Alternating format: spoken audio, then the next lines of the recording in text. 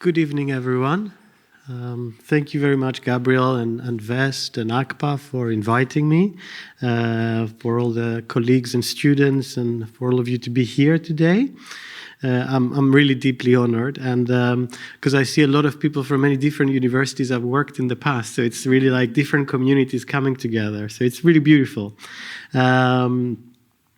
I will be doing this presentation with Mariella Greil, who we have been working actually together for 20 years already, very closely working together. And my lecture has a lot to do with sociality and coming together and failures of coming together. So I think it's really lively that we will be doing this.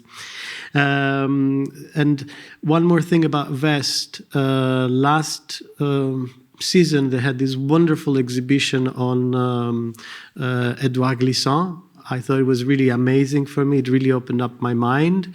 They do amazing things, so please come and visit them. I really think it's a really wonderful space. So today I will be presenting to you my own practices research called Two Bobs and a Steve.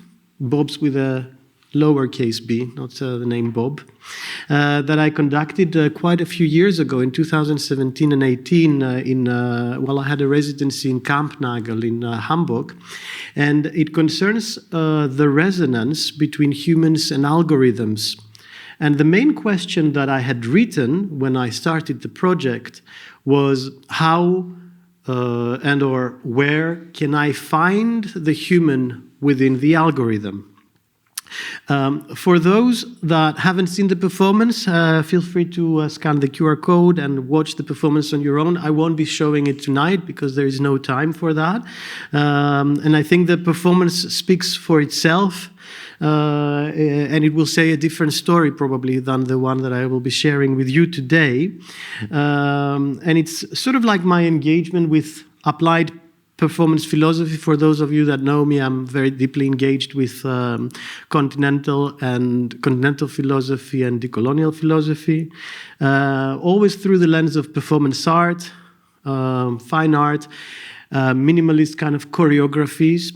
And some of you might recognize today music composition. By no means am I a musician or I have a training in music, but I did try and I did fail, and I loved that. So the performance starts when the audience enters the building. They enter knowing that the performance could last anything between 1 hour and 3.5 hours without any further guarantee. And they're given a small booklet that contains a few information, and I'll speak about this content a little bit later.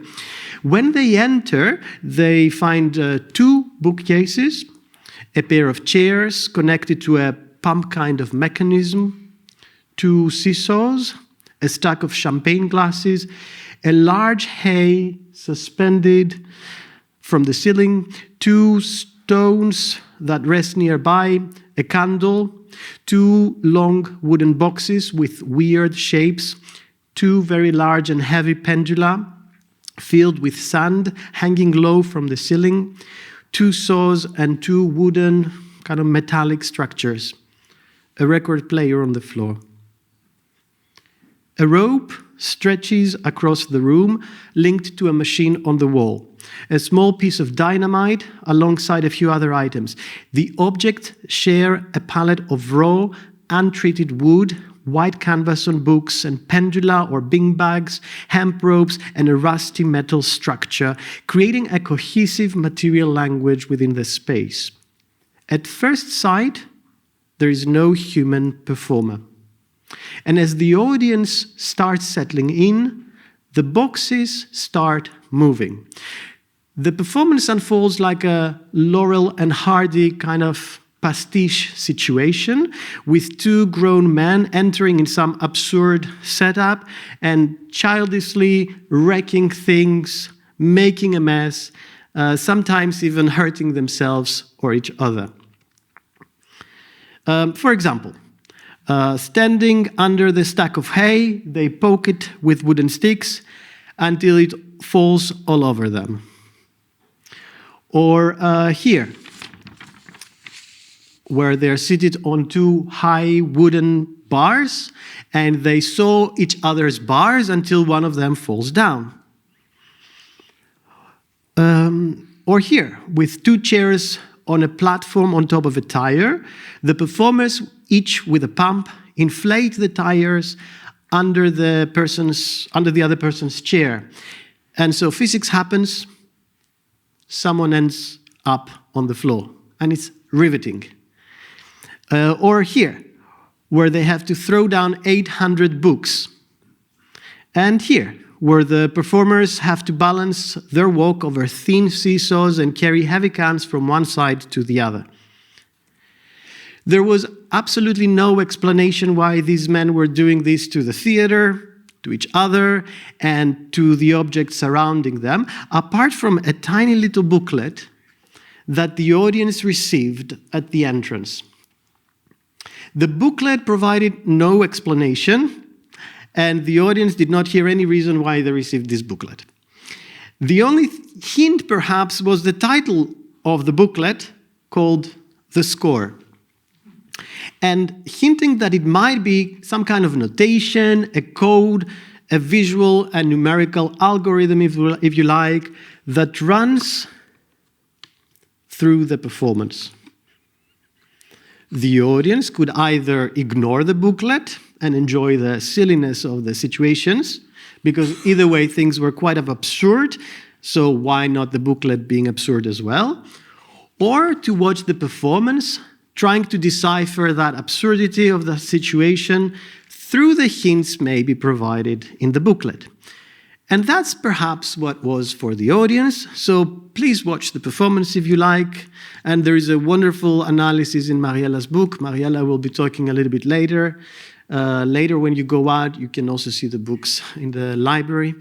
So feel free to navigate through this information. Today, I really would like to talk about the discoveries that I made as the artist researcher behind this project. As algorithms increasingly structure our reality, I would like to understand how I relate to algorithms without being lost and while keeping my own agency. So this lecture today attempts to unearth human agency in the inanimate structure of an algorithm.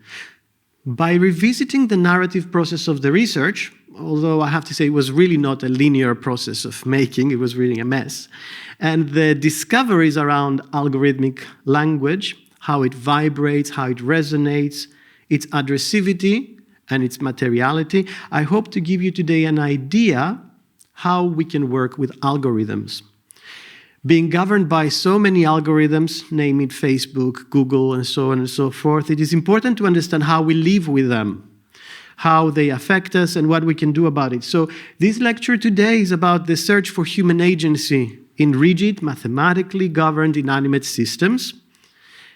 And as a strategy, rather than engaging with opaque digital algorithms, as I said, Facebook, Google, whatever it is, I decided to employ a very low-tech, very simple analog algorithm, something that is a little bit more accessible, hands-on entry point to understanding algorithmic complexity. So it is important here to give you all a hint. The performance is based on Steve Reich's score, Two Bobs and a Steve. That's where Steve comes in the game. And that is the clapping music. So we do things to the objects and to each other as a way of performing that score. Maybe I'll go back one second.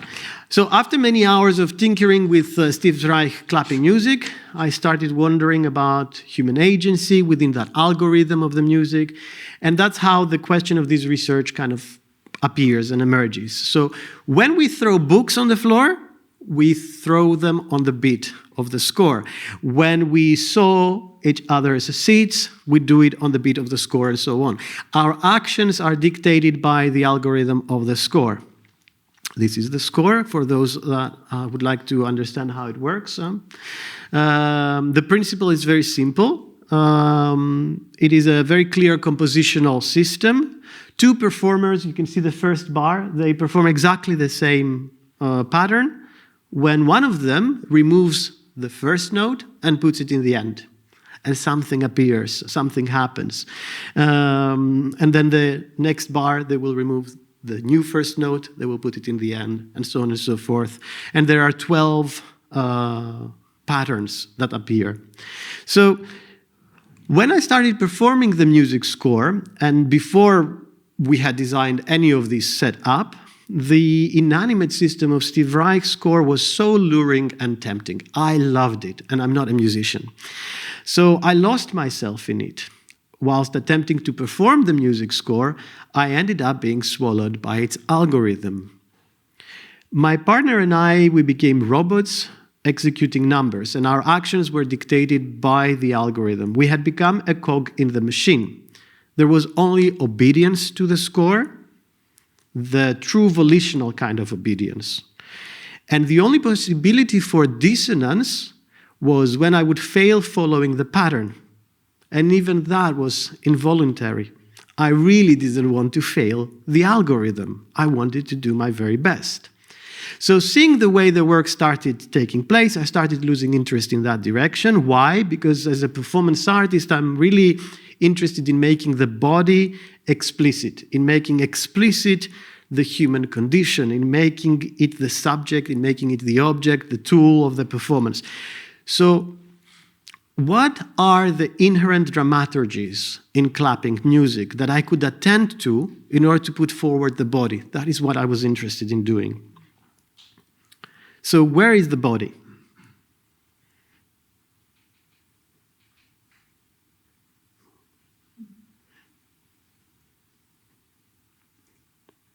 The aim very soon became to find the human within the mathematical indexical function of the score. The objective was to discover and expose the inherent dramaturgies that emerge from within the inanimate system that can reveal and unearth the human condition and hopefully its agency within the system. So the research was twofold. The research method was twofold. On one hand, we had translation. We were interested in translating the score to understand the score, and I'll explain that later, and speculative design, thinking how we can perform it and in what kind of setups. So let's start with the translation. The notation we had, and you saw earlier, we just couldn't work with that. We were not trained musicians, so we needed a new notation score. And so we started doing it differently. This is one example. And if you notice, let's just take the first line, the top line, from left to right. There are black bars and black boxes and white boxes. The black boxes are the clapping. So if I just do the top line, it would be something like that. From A to letter L, right? And so that is what the first performer would do, and the second performer would do the same. But on the second pattern, the first performer would still stay on the top line, the bass line, and the second performer would do the second line. So something will start appearing as a different pattern in the music, and so on and so forth. Which, for us, as non-musicians, it's a much more easy thing to read, right? It's just black and white. It doesn't have to do with notes and their weight, and so on and so forth. And then I came up to this one, because I had no partner. I had to start performing and learning it on my own. And this was a very easy way for me to learn it. So let's go from top to bottom. And I have two hands. I can perform the score on my own. I don't need a second person. And for example, the first one, the A letter, you can see the gray are the beats and the whites are not the beats. So in a sense, it would be something like that. I'll prepare to look at it. I'll do it on my bar, enjoy that. So the first one would be, and then you can keep on looking at that for a little while. Now I want us to play a little bit so that you can see how easy it is. Let's take now the B. Is that okay? And you can see this is your left hand and this is your right hand. It's as simple as it gets, right? And you can do it on your thighs or on your bum or on your face, wherever it feels comfortable. So let's just do it very slowly together. So this would be 1, 2, 3, 4, 5, 6, 7, 8, 9, 10, 11. So you're amazing performers. Well done. You have a degree in music. Or, for example, this one. This is a much more complex graphic score, and this is a graphic score we used for the pendula, how the pendulum goes from one side to the other side. But this is not easy to read while you're performing. It's beautiful, but it's very complex. So we had to sort of make it a little bit more simple. So you can see you have two performers, Pavlos and Toby. Pavlos has two arms, the right arm and the left arm. Right arm and left arm, and he lets the pendulum go. Toby doesn't grab the pendulum, lets it go. Pavlos lets it go, and you see these two dots. Toby holds it, then lets go, holds it, lets go, holds it, lets go, and holds it. So it's a different way of seeing it. It's a little bit more simple than this one, right? But you can't remember this, so we started then thinking, what is important here? What is important are actually the pauses. Number 4 on the first pattern, let's say. Number 4, 7, 9, and 12 is what is important. Who does the 4, who does the 7, the 9, and the 12 appears here, very simply. So it was like a minimalist version of the previous. So translating as a research method. Let's talk about that. Translating an utterance, a sentence, from one language, one system, one algorithm to another helps identify the core meaning that persists across. This is what I was trying to find, the enmorphia of the algorithm. The act of translation, then, is not just about transfer, but about discovery. By comparing what survives and what changes, we better understand the utterance's fundamental significance alongside the creative possibilities of the new system brings. So what appeared in this process of translation is that the algorithmic language is shaped by its recipient audience. Remember that each new translation considers who will read this score. We were writing scores so that the audience, the audience, the listener, the player, the activator can really listen it, can really play with it, can really do something with it. So there is, like in all languages, as Bakhtin says, addressivity within the algorithm. For Bakhtin, every utterance is inherently dialogic, meaning that it is structured in its anticipation of the listener's active role. When you speak, you unconsciously adjust your sentence's form, its tone, and content based on the listener's prior knowledge, their expected reactions, their cultural or situational norms tied to the listener's identity. And this adjustment isn't a post hoc refinement, but a precondition of communication. The listener, the reader, the activator, their influence manifests the utterance's structure. It is the listener that structures, if you like. So why does this matter? Thinking of addressivity means rejecting an independent pre-existing algorithm. Algorithms are implicit dialogues. The algorithm internalizes the listener's perspective during its formulation. So the utterance of an algorithm, in essence, is a collaborative project, a collaborative product shaped by both the algorithm and the receiver before it is even fully spoken or activated. Now let's talk about speculative design and materiality. Very early in the process, we understood that different setups between the two performers create different ways of uncovering the algorithm. We engaged in speculating different setups, different materializations, manifestations, what we called machines, where two men embodied the algorithm. By designing and literally drawing, we went every day and we drew every day new machines, different situations for these men to enact. We used imagination as a method of truth-finding, much in the spirit of Vico and Veren's speculative philosophy. Vico actually argues that knowledge begins with the creation of imaginative universals, concrete images that make the unknown knowable and real, while logic abstracts us from what is already given.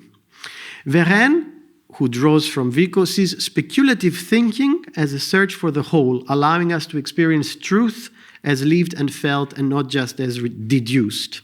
So imagination and speculation reveals truths. Some scenarios were quite realistic, others impossible, others uninteresting, others way too expensive to manage. But the continual act of imagining and visualizing these... where am I? Yeah. But the continual act of imagining and visualizing these, and then I'm missing my page, guys. 1 second. Here I am.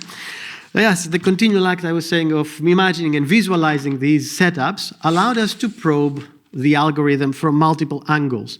And this speculative process unearthed different hidden structures, meanings, if you like, possibilities within the algorithm that purely logical analysis might have missed. So, for example, the pendulum. The two performers are not doing the beats themselves. On the clapping, we do the beats. Here we are not doing the beats, but rather they share a beat with each other. They are responsible for a common sound. It is an entirely new way of instrument playing. At the same time, the bags are heavy. Just to explain, the sound only happens when the bag is moving from one side to the other. There is a hole under the bean bag which has sand. So the bean bag keeps on producing sound coming out, so it keeps on moving. If we were to hold it, we would stop the sound coming out. So our task was to either let the beat go, boop, boop, boop, or pause it. No sound comes. So it's a different way of playing because I'm not holding anymore clapping. It is shared amongst each other. The pendulum makes the music. And then the bags, they're quite heavy. They're around 30 kilos each. And when we start, the performers, they have to hold them high and they have to stop them when they swing. And the human body is involved in a kind of a hard and intensive labor. And the two performers, they start from far away, but gradually, as the bag empties itself, they start coming closer and closer because the pendulum starts doing smaller circles. And they closer and closer, and they develop a much more intimate relationship with each other and the material within all the chaos that exists. And as the bags get more and more empty, the high physicality tones down, and the human needs to kind of tend and gently hold the bag to help the sand get out. Or here also, with a pillow fight that appears as a jackass prank. The two performers, they hit each other with two feather pillows. And I don't know if you have ever tried IKEA pillows to destroy them. Well, it doesn't work easily. So it takes quite a lot of effort. And so they do it quite hard and they do it quite violently so that the pillows burst and the feathers come out. And that's only when the machine can finish. So the hits are hard, violent, painful. The effect of the body and on the body is visceral. And the pillows just don't burst easily. And we do these actions for as long as it takes for the materials to exhaust themselves. And sometimes it might take 3 to 4 minutes, not in this example, and sometimes it might take half an hour or more. The duration of each phase of the score is thus dependent on the material. The human body has to endure the action for as long as it takes. Especially with the pillow fight and the sewing of each other's seats, it is clear the effect on the human body, the fatigue, the pain, the tiredness, and the need to keep on going. We so imagineered, like we imagined and engineered, completely different setups of materials, with the only consistent material across all the phases being the two human bodies. Whilst other materials, such as books, hay, stones, pendula, candles, etc., they can change. And this kind of experimental setup, and I'll explain why I say experimental, allowed us to isolate and observe the unique roles and effects of the human element. By holding the human bodies constant, this is the only thing that doesn't change, like in a kind of scientific control variable, we manage to discern the human presence, what happens to the body. And just like in the process of translation, where we discovered the role of addressivity as a dialogic force that co-constitutes the algorithm, in the method of speculative design, we found the role of materiality that also affects and co-constitutes the algorithm. Jane Bennett argues that language cannot be divorced from the materiality of its medium. Algorithmic language is not a fixed, pre-existing system independent of its materiality. Instead, language emerges through the dynamic interplay between code and the physical substrates, hardwares, networks, etc., that carry and shape it. The material properties of computers, servers, and networks, and even humans, as in my research, actively influence how algorithms are written, executed, and evolve, while the algorithms themselves can transform and reorganize their material environments. In a similar way, the materials we choose to work with the algorithm, the bodies, the objects, the situations, they all affect the algorithm and vice versa. So, taken together, the third phase began finding best resonant matches. We did addressivity, we did materiality. What's the next point in my research? We need to find the best resonant matches. After having invented different machines, we start the process of making sense. For each phase of the score, and I said there are 12 phases in the score, we had to design a different machine. So in the end, we had to have 12 different machines, and we tried to match with which machine fits best with the score we have. So, for example, in the Dynamite, if you notice, the performer A, the first line, the left line, let's say, does something, and the other performer follows up right away and repeats that, what the first performer did. And if this part or the score, you give a dynamite to the performers, it is obvious after a while that the first performer holds the dynamite all the time, and when they pass the dynamite to B, it passes it back to A right away. And the A needs to keep it. And so it is a clear expectation that dynamite will explode in the hands of A, and B is quite chill about that. So in the third phase, we started trying out which machine fits in which part of the score and which notation is a way to make evident the resonant aspects of our entanglements with each other and the algorithm. And the materials influenced the notation influenced the action influenced the materials, who then influenced the humans, and so on and so forth. The convergence, this convergence sets the stage for resonance, and Hartmut Rosa talks about resonance, so I would like to use it a little bit here. Resonance emerges when there is a dynamic, responsive relationship between the human and the world, a relationship in which both sides are affected and transformed by their encounter. Resonance is kind of a fundamental mode of being in the world, characterized by a mutually responsive relationship between subject and the world, which can include other people, objects, ideas, nature, etc. So it's more than just a connection. Resonance is more than just a connection because it involves both the subject and the world being affected and potentially transformed by that encounter. And so I argue that in the case of algorithms, resonance is co-constitution that occurs when language, materiality, and human presence vibrate together in a shared transformative space. Resonance, as Hartmut Rosa describes it, is not about control or domination, but about cultivating a responsive, dynamic relationship with the world, one that acknowledges alterity, unpredictability, and the limits of human mastery. In a world that is saturated by algorithmic logic, as we are currently living, where the drive is often to optimize, to predict, to control, and the risk is that our experience becomes flattened, alienated, and devoid of genuine resonance.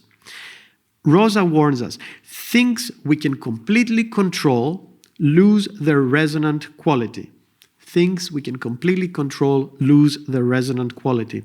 And true resonance arises only when there is a counterforce, an independent kind of voice or presence that resists total control.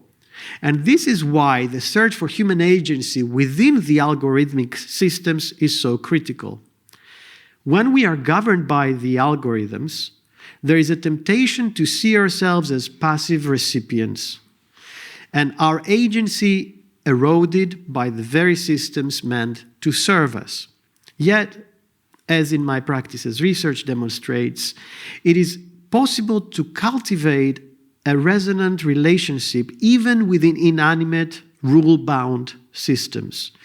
By engaging with algorithms, not as closed, deterministic structures, but as environments with which we can interact, with which we can adapt and even speak, we open up space for agency, creativity, and transformation. And the consistent presence of the human, our own body, our interpretive choices, our capacity to address and respond becomes the site where resonance can emerge, even in the most rigid systems.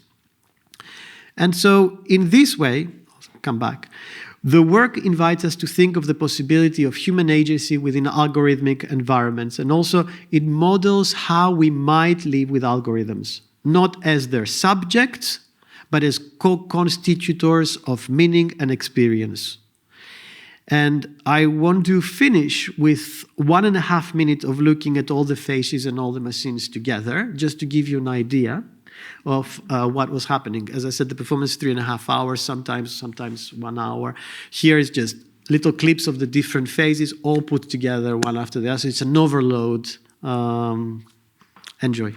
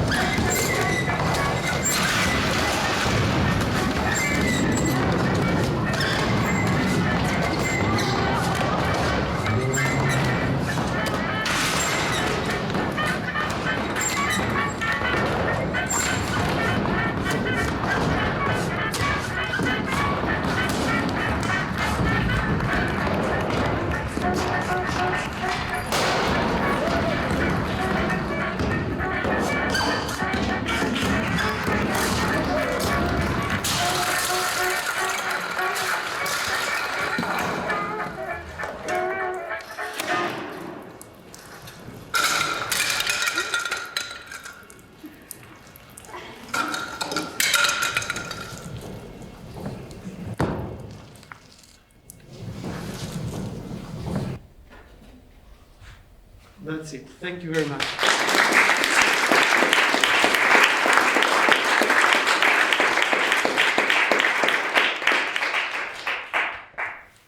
So thank you, Pavlos, for this fantastic presentation.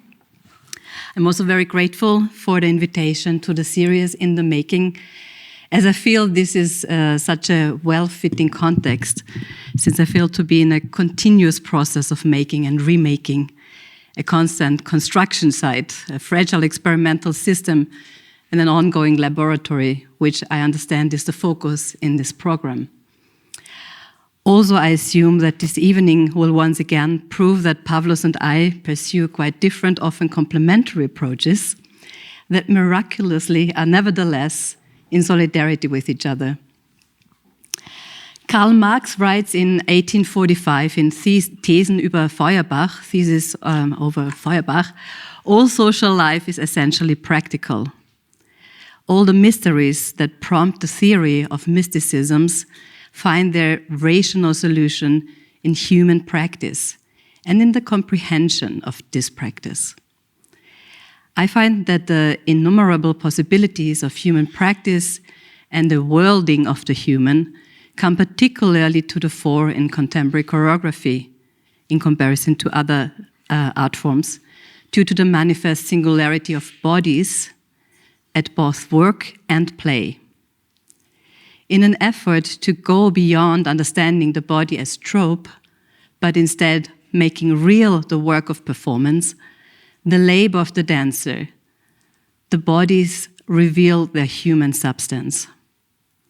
Buto dancer Hichikata Tatsumi writes, "My craft, commonly known by the appellation of dancer, is an enterprise of human restoration." In 2018, after I saw two Bobs and a Steve, I wrote a short text. I decided to read to you excerpts today.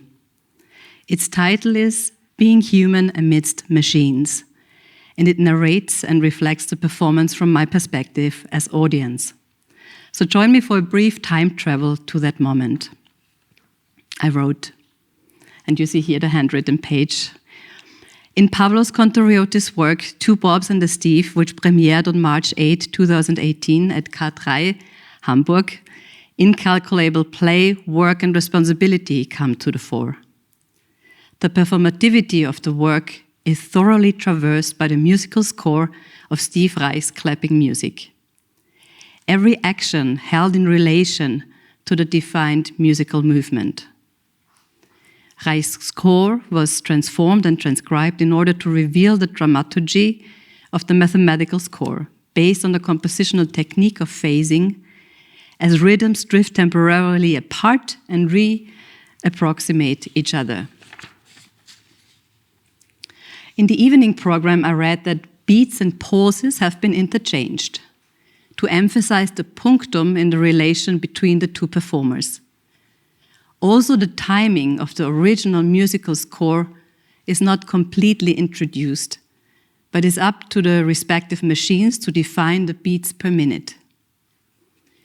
Each of the 12 phases of the piece is performed by a machine. All machines are either independent and self-propelled by gravity, or need to be activated by the performer's work, or are a mix of both. The machines and two humans frame the spheres in terms of acoustics, visuality, and choreography.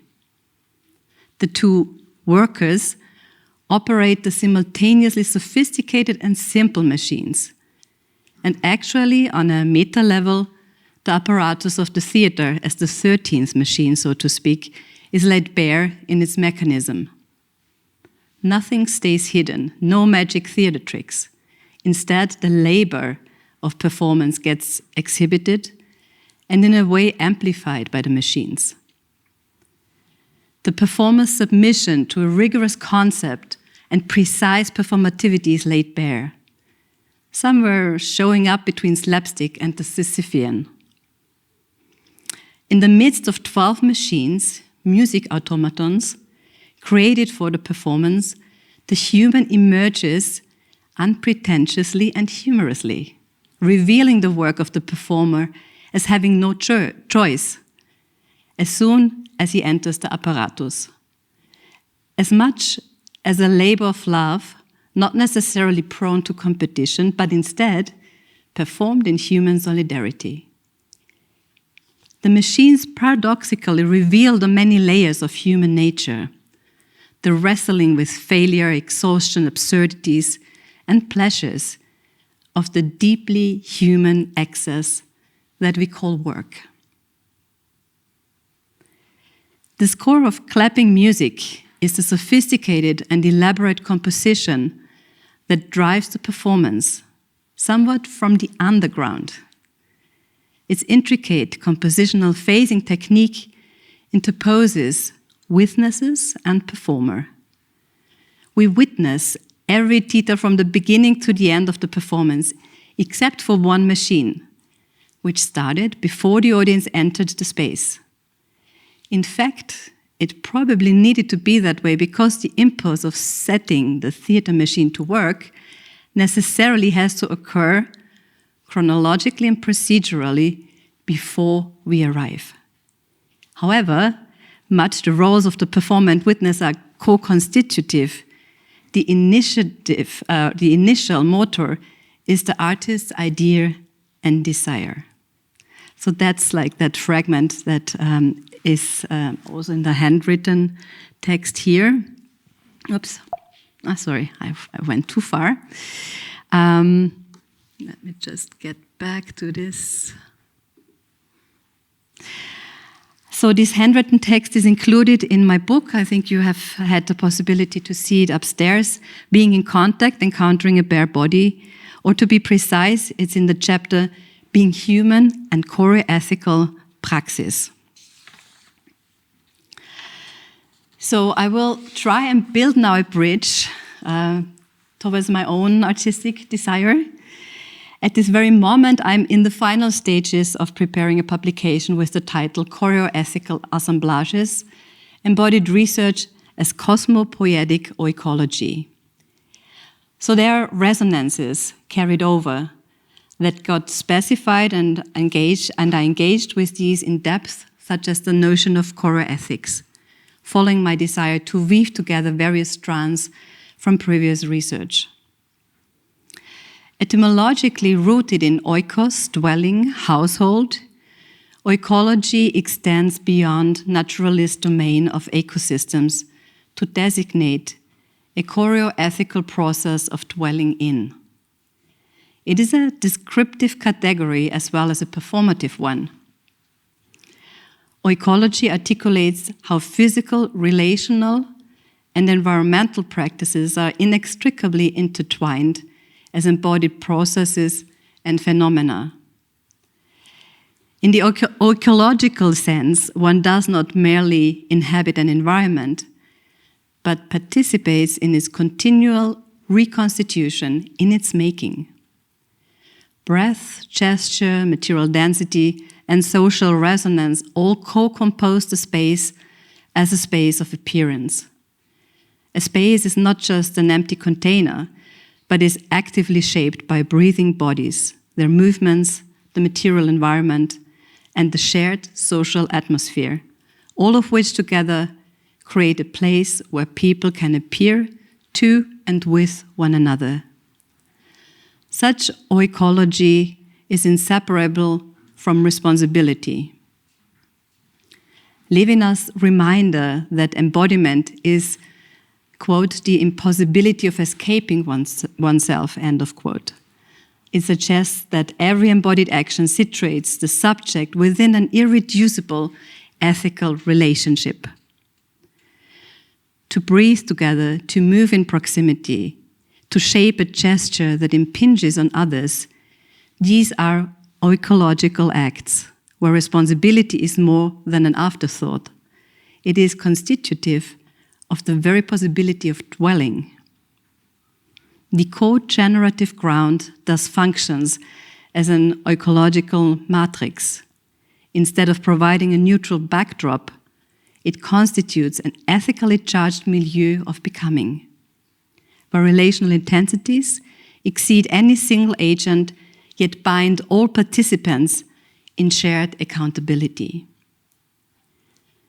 My contention is that artistic embodied research practice makes this co-generativity palpable. Improvisational scores, site-sensitive micro-choreographies, conversational material exchanges, and diffractive dialogues do not merely unfold upon a pre-given ground, rather they bring the ground into being, bring the choreographic environment to life.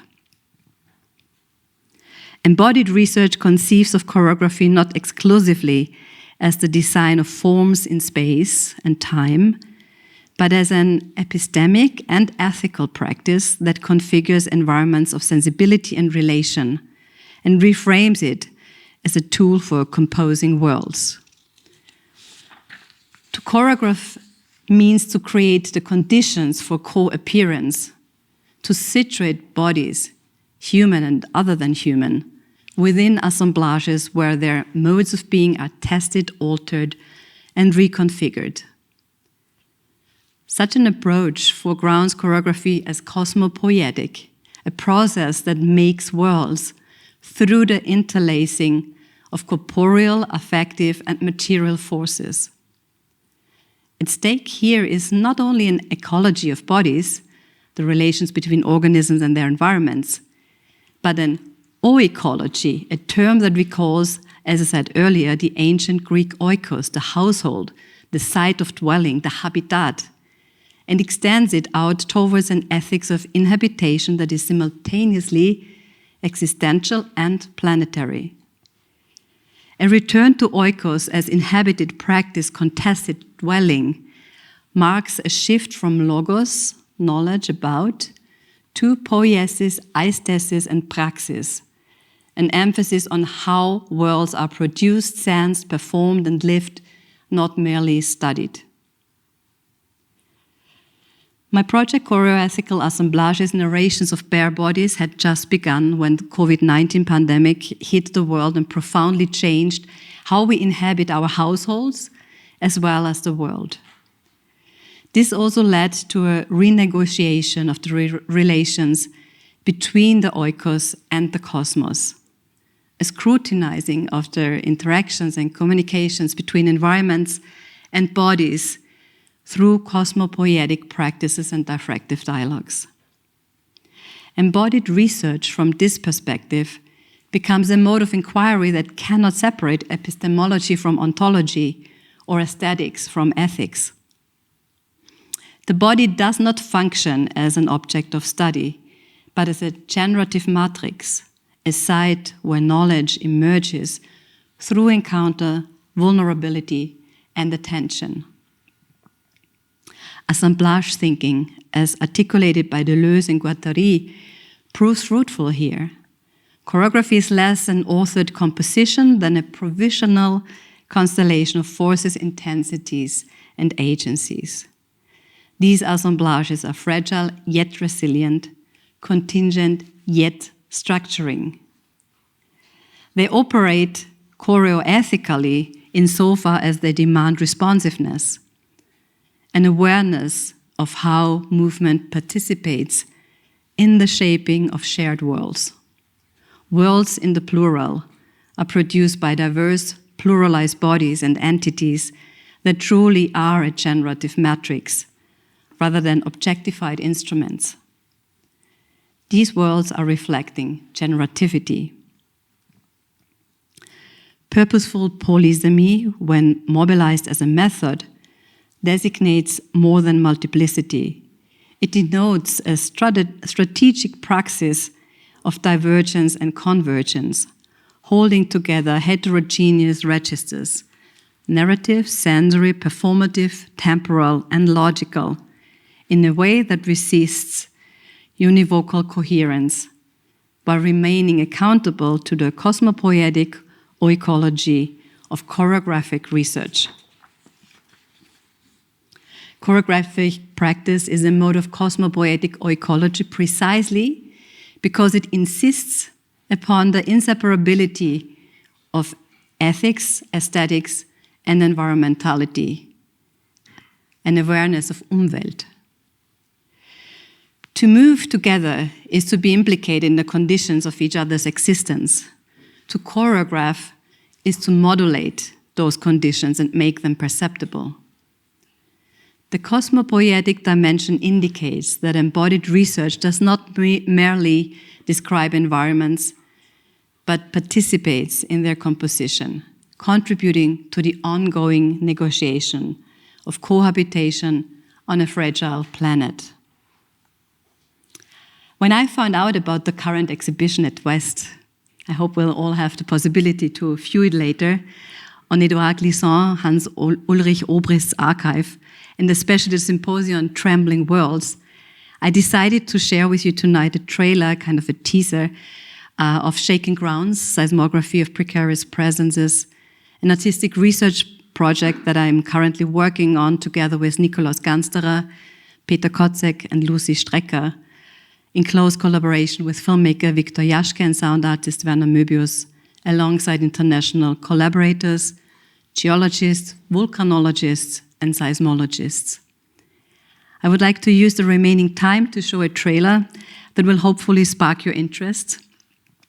So the project is currently in the making. And for Shaking Grounds, the filmmaking is our research tool, and we are currently preparing performances, screenings, and exhibitions in Vienna, Gibellina, Berlin, and Zagreb. And I sincerely hope that we will have the opportunity to continue and deepen the conversation on Trembling Worlds. So I will start the film now, if everything works.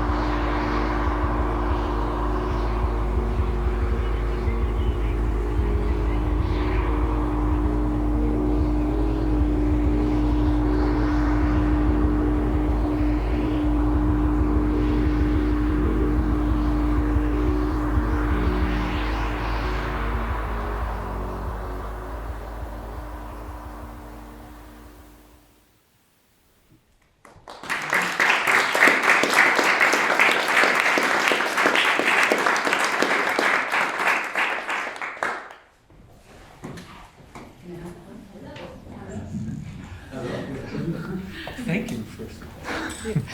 Yeah, thank you. I've got questions or sort of thoughts for both of you. And Pavlos, I'd like to start with your presentation. And I'm interested. So, in the demonstration that you gave us, and you brought us into the performance of it, and where you were slapping your bum, I was thinking about rhythm really, and how rhythm.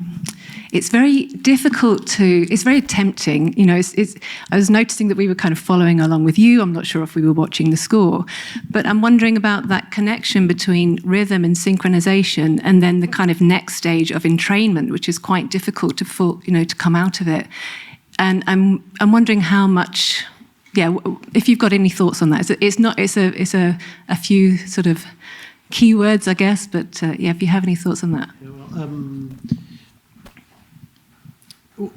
It takes time to learn the score, right? Of course, to transcribe it, it can happen within a day, let's say, maybe. Then to start really performing it and learning how to do it, it takes time, and especially because the materials are all so different from each other. It's like moving from piano to a guitar.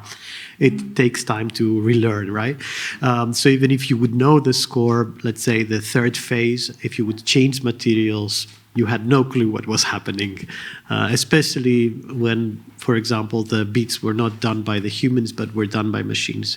And then comes, of course, the question of how can we be synchronous with each other? How can we keep up the pace? What is the pace? What is the tempo that we would like to have? What are the affordances that we have? So, for example, the pendulum starts, or is very slow. It's right. It's really.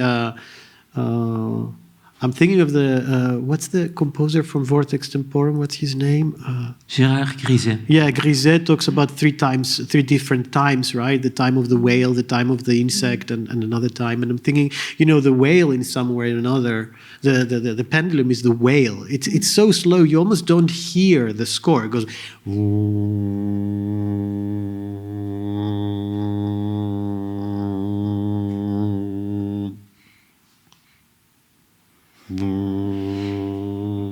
So you have no understanding as such. So the pendulum sort of decides, I would say, the tempo. But there is, what we have to do is we have to keep on trying to find what is the tempo we want to do, how do we want to do it, and perform it as good as possible. So practice comes with that, and it fails. Yeah, that's all that comes to my mind. Yeah, I was thinking also the critique that you were having on algorithms and the control that they have on our lives, and how we try to, or your proposition to try to be aware of creating resonance, or to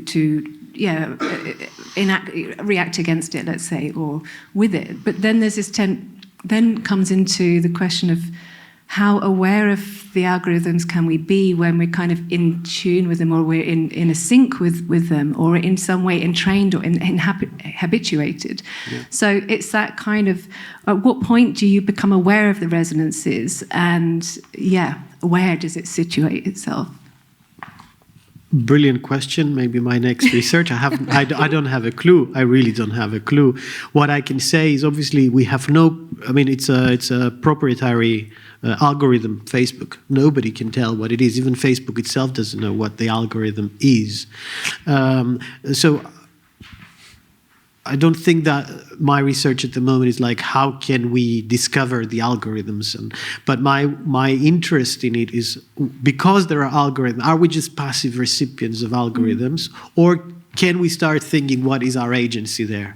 And if we start thinking, maybe we don't know it, maybe we don't understand it, but we do have a certain agency in there, what we want to do, that was good enough for me. Especially in the complex systems of algorithms we live nowadays. Yeah. May I connect with this a bit? Thank you for, first of all, both of you. And it would be great to see the performance as a whole. So I watched the little trailer. Vest, should we do it here? I'm just...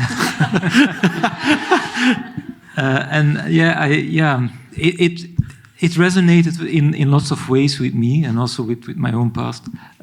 It also reminded me, I don't know if you know that performance, both sitting duet from Jonathan Burrows and Matteo Farrion, which are also two men sitting on a chair doing like stupid things.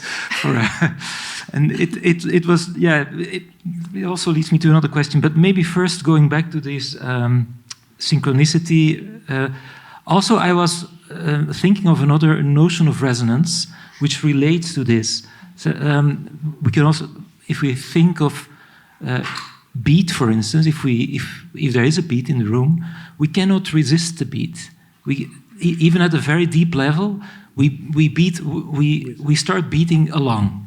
So that's a kind of perceptual process that we cannot stop ourselves, and that is a phenomenon of resonance and that the result of it is that when we resonate with something, there is no distance possible anymore. It feels as if it comes from within our own body. So, and I think that's maybe also what you're pointing at somehow, that there is this difficulty to isolate it or to take distance from it, but at the same time, and maybe this will lead maybe a bit too much to music history, because I've dealt also a bit with this kind of things. And clapping music, as you probably know, comes at the end of a phase in Steve Reich's work where he was obsessed with process music. He had this beautiful article, Music as a Gradual Process, 68. And it's not literally process music anymore, clapping music, but it still has these characteristics. And for him, it was important that the process itself becomes audible. And I think all the things that you show also in this performance are also processes. And for him, the point of process music is that the process should be impersonal. So you should not interfere with it. In that sense, it's an algorithm that if it is launched, it does what it does until the end. And that the end can be different things in your case. Of course, yeah. But it was important for him to make the process audible, so to speak, so perceptible. And that needs a kind of refraining from interference, refraining from responding to something. And I think you show, you make a beautiful translation of this in your work. But I think it's maybe those two elements, like process, which was maybe not mentioned so specifically, and this notion of perception of processes and also of materiality, which is typical for that time, like this interest for the very concrete things. I think Reich in his article on process music says something. Process music is something like being at the beach, standing with your feet in the sand, and feeling, watching, hearing how the waves bury them. That's process music. So I think it relates quite well to what you have Beautiful, shown. Thank you. I think Mariella will have something to say, but before that, because it has a lot to do with making the process bare, making the process visible. We say in choreography, we don't say audible, but we say visible. So how can the composition itself become transparent? And because I worked with Trisha Brown, similar times as Steve Reich, in 1963 she makes the famous work Accumulation Processes, which I had the honor to perform when I was younger for her. And there again, you have the idea where you really see how the piece is composed, and that's what it is. It's not so much the movement, the virtuosity of the movement. It's not so much the ability of the body, but it is really just making transparent that process and that transformation that is the core. That's something we have been. So I've been revisiting in all my works the idea of making the composition visible. And at the same time, I am interested in interferences. I'm really interested in noises and mess and the effect it has on the body, because nothing is as clear as it gets. I know that there are amazing performers who have performed clapping music even much faster than what Steve Reich is suggesting. There is also this beautiful Chinese pianist who can play piano music with two hands on his own. So, wow, amazing. I'm very much interested in what happens to the body when they enter in such a relationship and its effects, and they sort of hide it, and I'm not interested in hiding that either. So it's not just the process that I'm making visible, I'm very much interested in the body to make the body bare, to make the body naked in some way or another. But Mariella, you have a lot to say on that. Yeah, and yes. I was really struck when I saw that work live. I felt like super honored because I think it's not been re-performed since. No. So there was a small crowd, maybe 150, 200 people, but 5 nights. So it was like all together maybe. Yeah, but I feel like it was an honor to see that work. And what so deeply touched me was that through his surrender to the rigor of the score, it paradoxically was revealing the humaneness of the body. Like there was a humor, a deeply touching, humorous side to it, this absurdity that came to the fore that was not in the sense of like staged, but it was coming from a much deeper place. And that really touched me when I saw that. I found that very specific to this performance, to see how this interplay of like the rigorous algorithmic preset structure, and then how each of the performers, the bodies of the performers, would readapt, negotiate constantly, also with each other, the space between you, how you related to each other. I was constantly on the hunt to see, what can I catch from these revelations that you are not consciously crafting, and that you built a system where I could see a lot that probably was not in the sense of pre-crafted, but still giving the body itself the voice to speak for it, to this emergence of the humaneness. Yeah, I'd just like to add one thing about just connecting the two together. So Pavlos, initially you mentioned something about coming together, an interest in when things work out and when they don't, in this sort of social context or environment, let's say. And just connecting that also with Mariella, what you were saying about the space is not just a container, but it's shaped by breathing bodies. I wonder if, how those two things speak to each other. It's a question to both of you, so you can choose who goes. Who starts?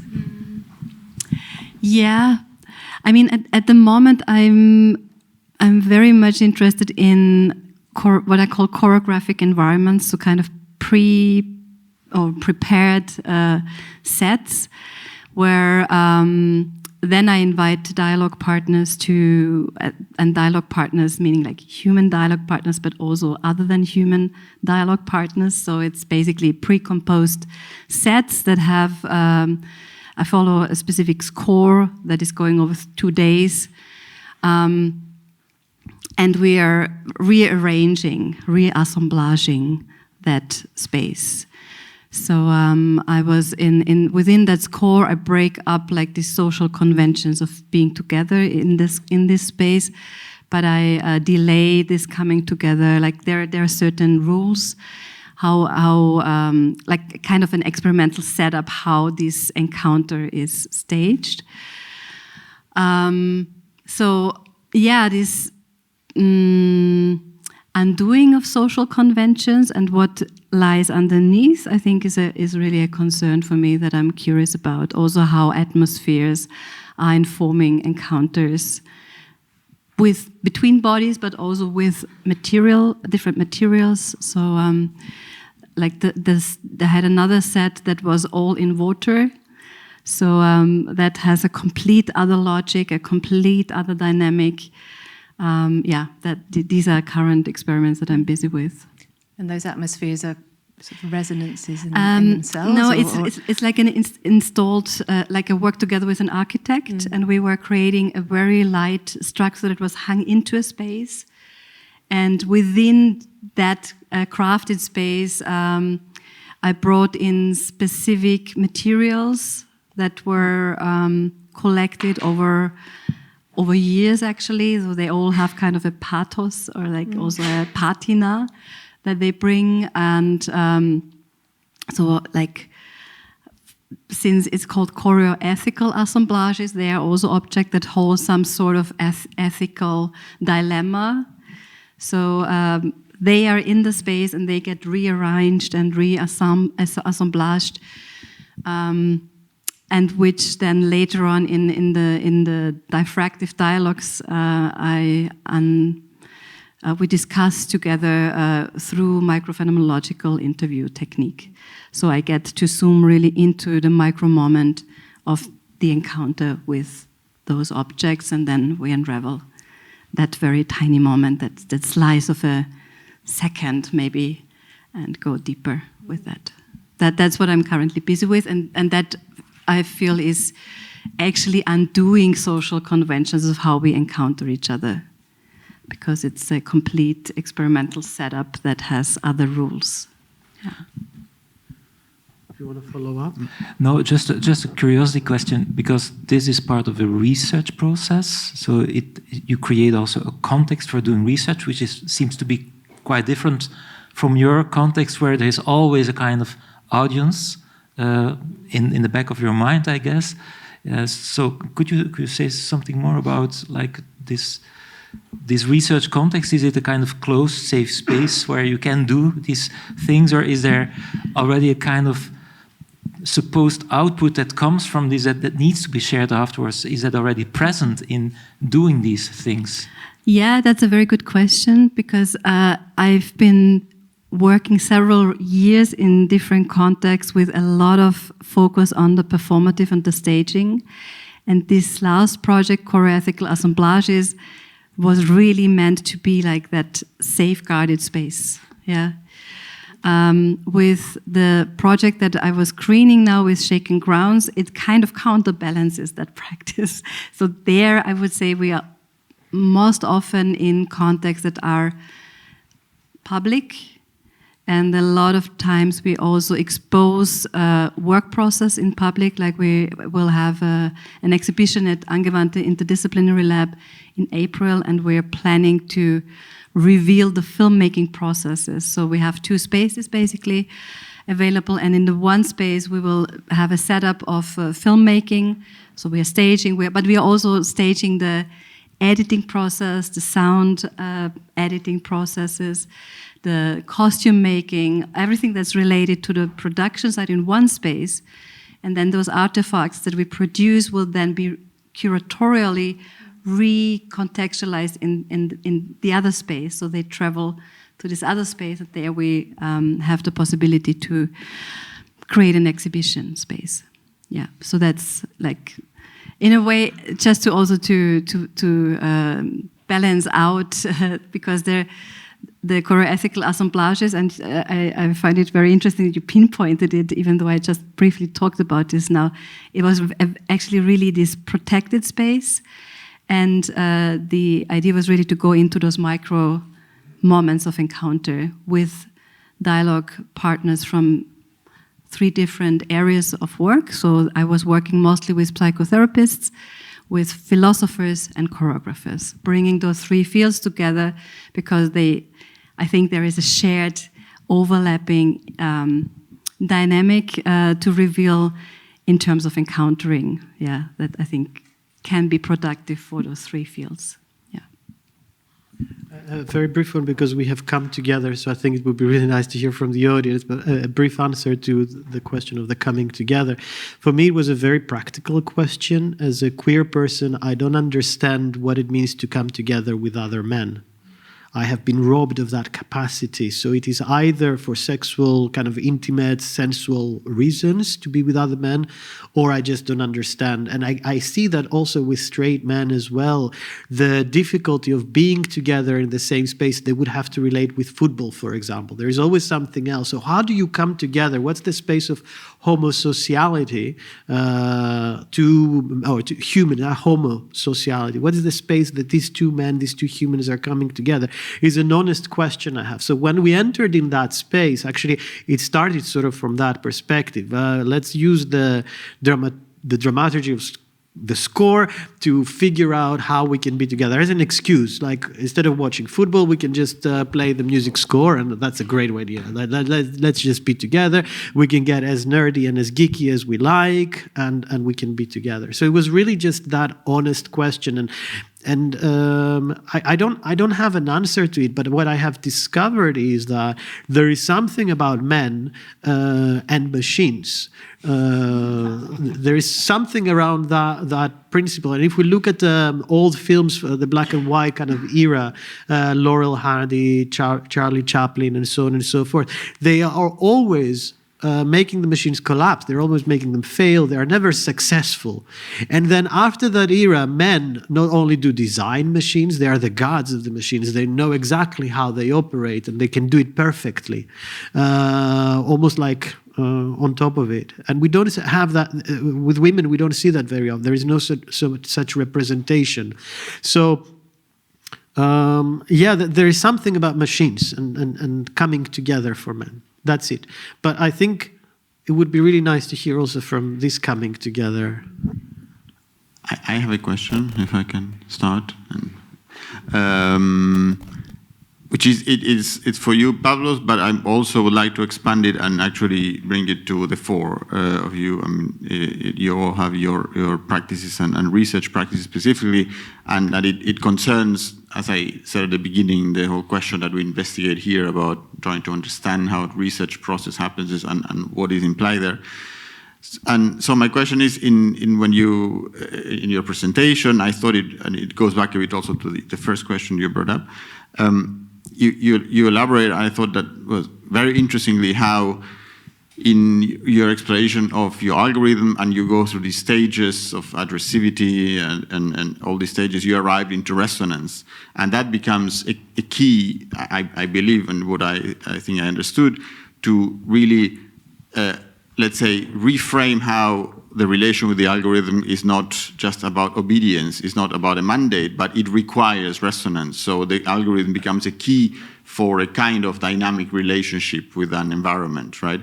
So in a sense, I understood that it's probably what you're hinting also there, that it's not about canceling the algorithm, but about understanding the power of resonance there, and maybe, and in a way this is also speculative, or it's about creating another algorithms, or about shaking in a way the algorithm, understanding how that works. So that's on the part of what I follow that I thought was very interesting. But the question goes into, you also talked about a speculative system, I think, and I think that explained very well how your research happened, right? So you developed this experimental system so that this logic of the resonance emerges within the system. I think that's a great, let's say, exposition of what a artistic research process is. But I'm curious, what do you think about, in a way, the knowledge-making capacity of that? What are your thoughts about how this knowledge and how this understanding of the resonance of the algorithm is inside only your speculative system, or could it be translated? And what happens in that domain of knowledge in let's say, the space of artistic research and the performance, and the people who come, let's say, the audience or the general public, in a way? How do you see this relationship? Is that a relationship about, I'm trying to point an answer. Does it have to do with dissemination of, I'm curious how you think about, do you think that the knowledge remains in the speculative system, so it's about getting into this shared space of the performance, or is there something else that in the context of artistic research can go further into explaining this thing that you discovered in other ways in general? So I think it's important now to say that when you look at the performance, now of course you are influenced by what you heard today, but when you look at the performance before this lecture, maybe you would have a completely different understanding of what is happening. And I think most of the audience probably had a different understanding. And I would even say during that period, I probably even had a different understanding than the one I presented today. So the question is, when does the performance start and when does it finish? For me, the performance keeps on going. The research keeps on going. So I made the performance in 2018. actually, it started already in 2007 when I started working with Trisha Brown as her performer, her dancer. So all these questions of what do I do with these strict scores? Where am I? Why am I just doing this thing? And what does it do? Okay, I do it for her. I'm being paid. Fantastic, great for my CV. I love it, actually. But what does it really say? What does it do? In 2006 at that time. And I did this performance in 2018 thinking, okay, this is what it is. I know what it is. Please receive what I have. And then 5 years later, I apply for the Society of Artistic Research to present my paper, literally, and I revisit the work, and I realize, oh, actually, now that I've read this other text, it has this other kind of understanding and its other kind of resonance. And so the performance as research for me keeps on going. And what it produces, it produces new meanings, new understandings. It's in the process of translation. I have a different audience now, so in that sense, it has a different addressivity. I'm very, very interested in the way we address our viewer or our listener or so on. So, and I have different means to do that. And different affordances. So the affordance that I had in the theater, as you said, was like 150 people per night, for example, for 5 nights. That's it. That's the affordance. Today I have the affordance of 40 people, maybe I can't count this. These are the affordances that I have. But they're meaningful. As for me, I'm carrying that work, and that sort of might be a little seed in somebody else's work, and that somebody else might do something else who might have a different seed. So I can't really tell about the weight of that, but I can tell about its span and its transformation. No, but I think it's interesting the vision you're saying about this process. So the question that you announced today about how to understand the algorithm was probably not there at the beginning. It was there, but the question of resonance and the question of translation and adaptability was not there. Exactly. So these are things that's an interesting vision, that the process starts with a lot of things missing, and actually that just continues, as you're saying, continues to be resignified. So in a way, I'd be curious to open up to the three of you. I mean, also Mariella, in the way that you talked about presence and choreography, about making presence, and if you could perhaps tell us more a bit about the trailer in terms of what are the processes there, and what's the role of the trembling and of these imaging processes that we see in this environment. How do they work as research? And also the same question, what role does it play in this kind of knowledge production process? Mm-hmm. Yeah, well, the Shaken Grounds project, it has several strands of inquiry. There's one that is very dear to me, that is also starting from eco-anxiety and an interest in trauma and tremor. So also bringing somatic practices into the project. But we also are very curious about this trope of the artist as a seismographer, which has been since centuries kind of been around, and we're questioning that. Is that like what would we need to do as artists if we are really having like that sensitivity to perceive what the futures might bring? And then, like very concretely, I'm interested also in connecting to the earth, the ground, but very literal. Also, like what is underneath us. Usually, I don't think about it. I'm mostly, like in the last years, a lot of my research was busy with like choreography as a relational system, with perceiving atmospheres. Maybe also we are much more busy with what is like above us, like looking into skies and etc. But I at least was not very much knowledgeable about like what is literally like 50 meters underneath and what is happening there. And it is significant, and especially in times when we feel that the grounds are shaken, on like also a political level, I find it a really exciting possibility to, through the project, have conversations with geologists, seismologists, volcanologists, and learn about like simply the sciences. We are working, for example, with not an artist, but with a geologist from the University in Vienna, Francisco, who was giving us at the start of the project a kind of crash course introduction to the big narration of the Earth and how it came into being. And that was very, very, like really shook me and also changed my perception. And to have access to, for example, what you saw also in the trailer, there was when you saw the spirals. That was the oldest seismograph in Europe that we have. We were able to go there and see it and have conversations with the scientists. And those exchanges are informing then the ground for our imaginations and to develop like the images that we then as artists create. For example, the areas we were visiting, there were images from the Phlegrain Fields, which is the super volcano near Naples. I don't know if people are familiar with that, but it has this phenomenon of the bradisismo, where the earth is literally rising like 1 to 3 meters a year. And now currently it's locked off, so you're not allowed to enter, because in 2021, I think it was, a whole family got swallowed because the earth is really soft and opening. And it used to be a tourist site where people would go, to see this geological phenomenon. But it's really a dangerous area, so you're not allowed to go there anymore. So, but still, the interesting thing is that people are living there. People are living with those seismic activities, and they are increasing. They are in the last decades, like significantly increasing. And one of our hypotheses was or is that it's related also to climate change. And then when we had the conversation with the geologists, they would say like, no. At the beginning, Francisco was really like, no, the Earth has a complete other time span. The human being does not really have an impact on like the rhythm of the Earth.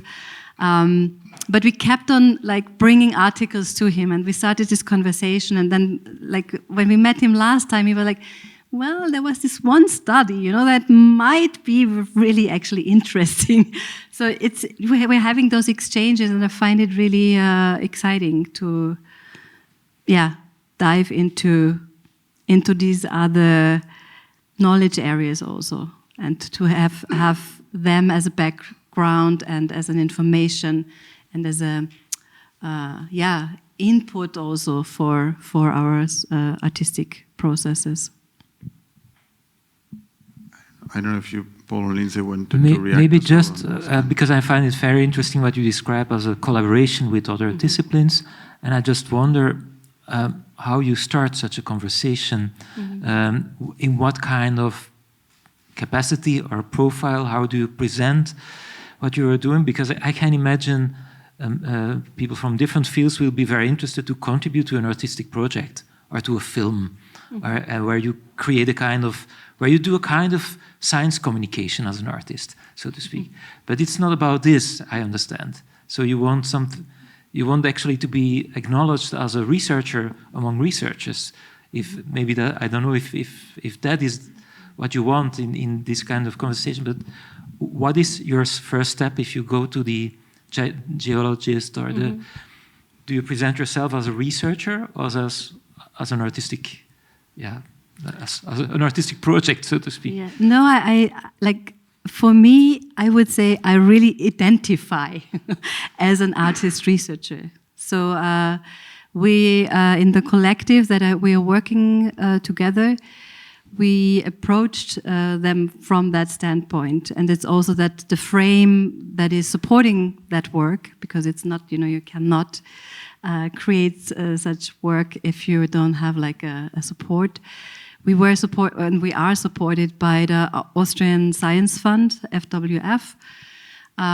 So we have also the possibility to have like a longer span research support, to be able to travel to the Phlegrain Field or to the volcano island or to Iceland. We've also been to Iceland. The footage is not yet included, but we are currently like reviewing it and editing it. So, maybe that's also interesting to speak briefly about the filmic as a research method, because we decided to have that at the core of our methods. And to do this collectively without a script, you can imagine, is quite an interesting process with people from different backgrounds. There are fine artists involved. Nicolas Ganstro has a drawing practice and diagramming practice. Peter Kotzek is mostly doing art in public space, and Lucy Strecker is coming from bioart, and myself as a choreographer. So already you can imagine we needed to find a shared language and a vocabulary. And then and I thought in that sense, the conversations with the geologists and seismologists and volcanologists helped us to keep that focus and to also, in a way, develop a language how we can speak. Yeah. Maybe there are questions in the audience. Hello. Thank you very much for your presentation. It was super inspiring. And I have a question for Pavlos. I really enjoyed your presentation, how you described algorithm and how you managed to bring it to resonance. But there's still one element, the notion of transparency, where I still hit, because you spoke about different notions you encountered, but what still differentiates the algorithms you created from those on platforms, I think it's really transparency and the power relation. And what I really enjoy is that with the same ontology and epistemology to algorithms that you created, you managed to show that algorithms are not wrong by themselves, but there's just the notion of ethics that also has to be dealt with. So how do you think your performance could change to integrate the notion of transparency, that the algorithm is not, you don't see everything like in your performance actually? What's your name? My name is Greil. Greil. Nice to meet you, Greil. Nice to meet you as well. I think we should go to the studio and try this out. I'm super down. Really, because I think you're spot on in what you're saying. The discussion I had, the monologue that I had today with you, has a lot to do with my afterthoughts on the work. Right, the score is transparent to me. I never made. Okay, there is this booklet, and somewhere or another, maybe you can decipher the score, but I didn't make the score transparent to the audience, and I didn't tell them, hey, I'm performing Steve Reich score, and I'm actually not going to perform Steve Reich score. I'm actually going to perform only the pauses of the Steve Reich score, so I'm going to invert the score. I didn't go through any of that, so I also kept it not transparent for the audience. For me, though, there was transparency, so I could understand it and therefore work with it. I think it would be really interesting now to start working with scores that might not be transparent, and I don't know how to penetrate them. I think that would be a very interesting question. And next to that also, the question of ethics that you're bringing forward. I think I would really like to give this a go to see the question of how do we come together, where is the human, all these kind of ethical aspects are there. But there is something utterly political in the way we would come together once the work is not transparent, even for us. So are we interested in making it transparent for us, for the audience, for who is transparency an interesting characteristic anymore? You know, I really love that question, yeah. I don't have an answer. I love it. Thank you, Greil. And yeah, I think it's super interesting because with the algorithm, there's always a resource at stake. So the people interacting with the algorithm should be with the responsibility of maintaining the resource at stake. And that would be very interesting to investigate when you give the ethical power to the people interacting with it, what becomes from the resources. Because we see with big platforms, when Elon Musk is owning the right to decide what becomes from the resource, it turns bad. But if we manage to demonstrate that actually people manage to maintain the resource, the common resource, that's super hopeful, actually. Yeah, and there is also something about owning. Who owns the algorithms? I mean, the great thing with Steve Reich's work is I can find the composition if I pay a little bit of money and download it and so on and so forth. That's not the case with the more complex algorithms that you're referring to. So I think property is the first question of ethics here. Who owns and how does it become common? So for me, it was very interesting that this moment of that I will have with my audience, I start considering them and I start commoning my knowledge. In some way or another, I managed it. In some other ways, I didn't. I do it today in a different language than the performance language, and I keep on doing it. So the question of commoning is the question of sharing. Those algorithms do not share. So thank you. It's a really wonderful question, yeah. We have time for more questions.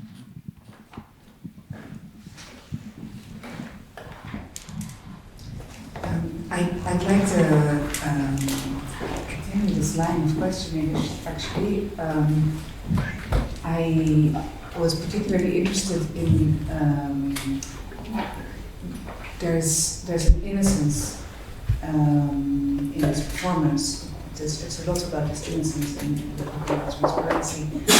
I think it's very interesting that when you're in actual social media algorithms, you can actually find some kind of control even if you don't have a clue where the overall control is coming from. You can play with that, you can start looking at things that you're not actually interested in to see what will come.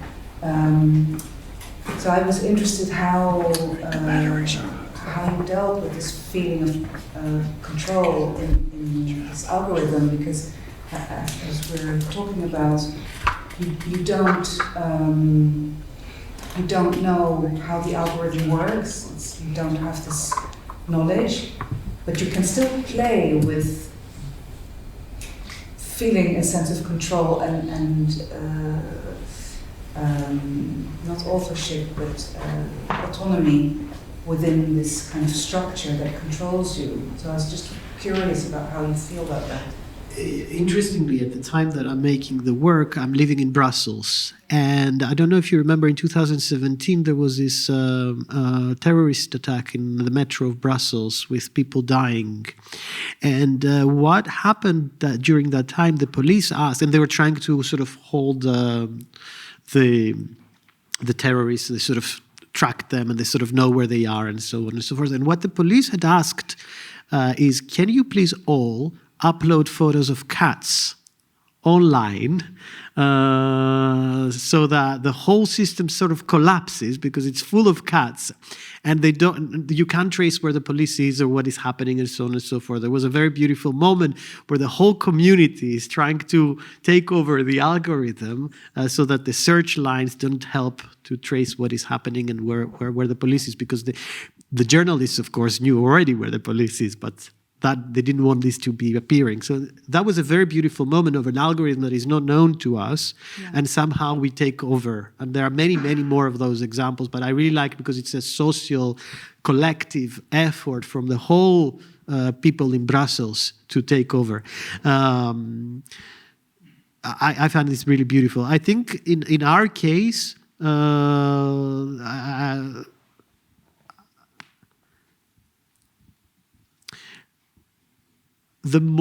we are obsessed. There is an obsession, and I'll just be very honest. When you perform Steve Reich, when you perform all these kind of repetitive scores, at a point of time you enter in a meditative mode, which we can also call very obsessive mode. Mm-hmm. You have to keep on going, and that keep on going has a lot to do with control.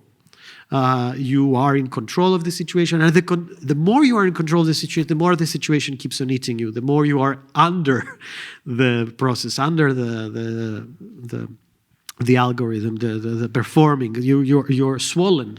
It has swollen you. So there is something to be said about the obsession for control and how that actually makes you become even more obedient. That interesting paradox is something that I've really discovered. The more I was able to perform it, the more I wanted to perform it. I perform it correctly on the tempo, because in the beginning I was really performing the clapping music, right? The perfect score. The more I was just lost. I was not there.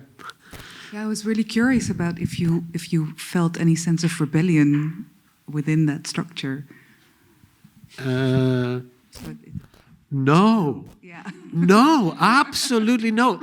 I felt surrendering. I mean, my spiritual practice, I'm a Sufi in my spirituality. There is a lot to be said about surrendering. So no, I think this is exactly when you start losing ego. This is exactly the moment when you decide to surrender, evolutional surrender, that something interesting happens. So it's not about controlling, but it is about surrendering. So I really surrendered to the score. And that freed up a lot of... So I didn't go resist to it. Yeah. If you resist to it, you're not working with it. You're not doing anything to it. And that's part of my own spiritual practice, yeah. I loved it. I really loved it. I love the score. It's a fantastic score. Yeah, you should perform it. Go home and perform it. Okay.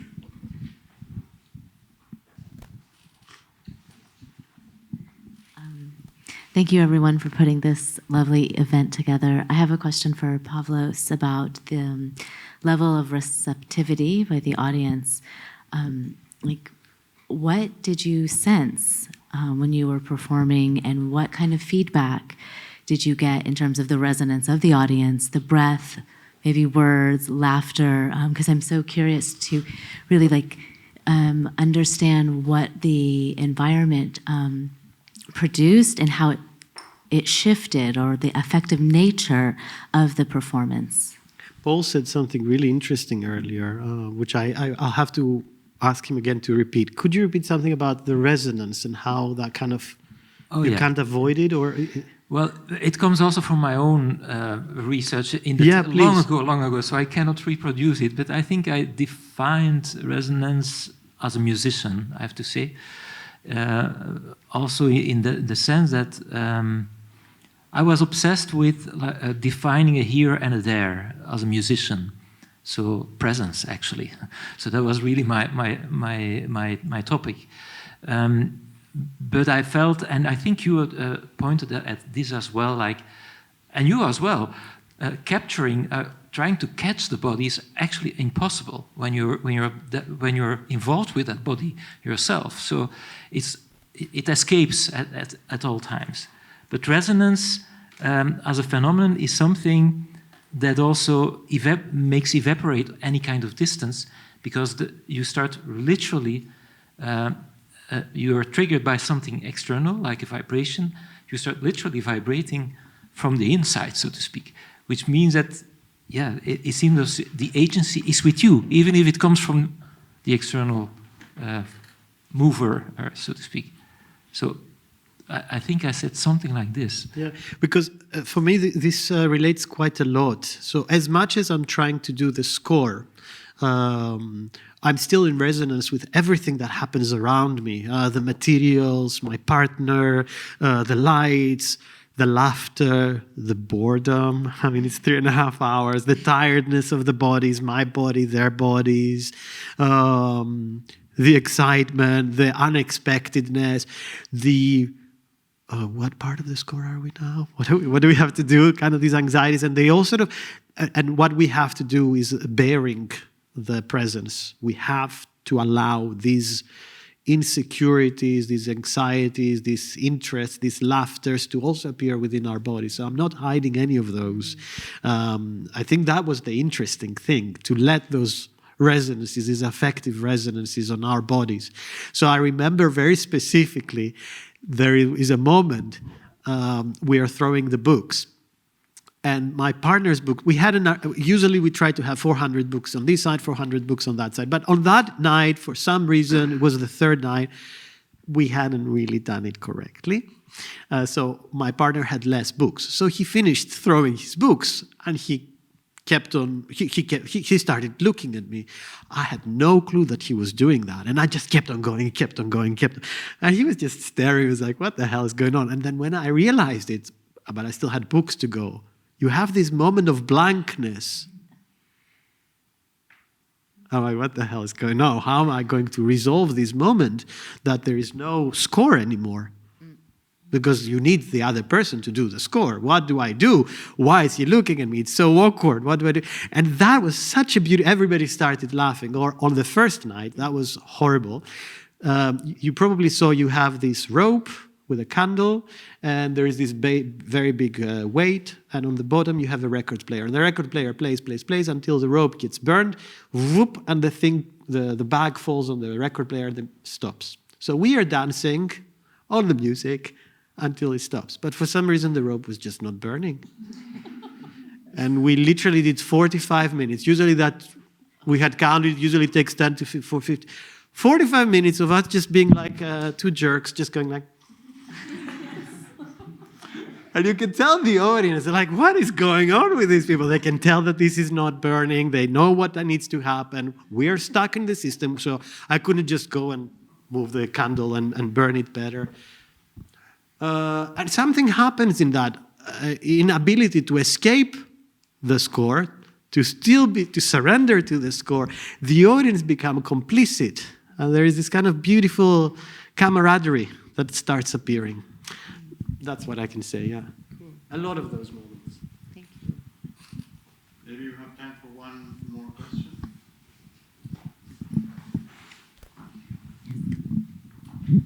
Hello, thank you for the talks. I just want to go back to the obedience or what you said before, because I was thinking, I don't know if it's a question, maybe it's a question, like about the relationship between transparency and the algorithm and resonance and obedience, because when thinking about music history, I'm also thinking about like, then there's all the procedural music where there's transparency of the algorithm. But then there's also like a lot of music where algorithm is kind of used as a tool to achieve something else. When I think like of all the serialist tradition, like Schoenberg going to like Stockhausen or something, where like the algorithm is not supposed to be obvious, but just like maybe, or not at least not recognizable immediately, but more like to fulfill a purpose for something else. And I'm thinking like, in this way, then it's like a kind of controlling algorithm and responding to like this Facebook proprietary algorithm, which is like hidden and also supposed to fulfill like an intention or function. In this way, like to increase profit. And how this then relates to this other approach where it's like to obey to an algorithm, and then when you obey, you don't control, so then resonance can appear. I was thinking, maybe there's this connection then between transparency and obeying. Yeah.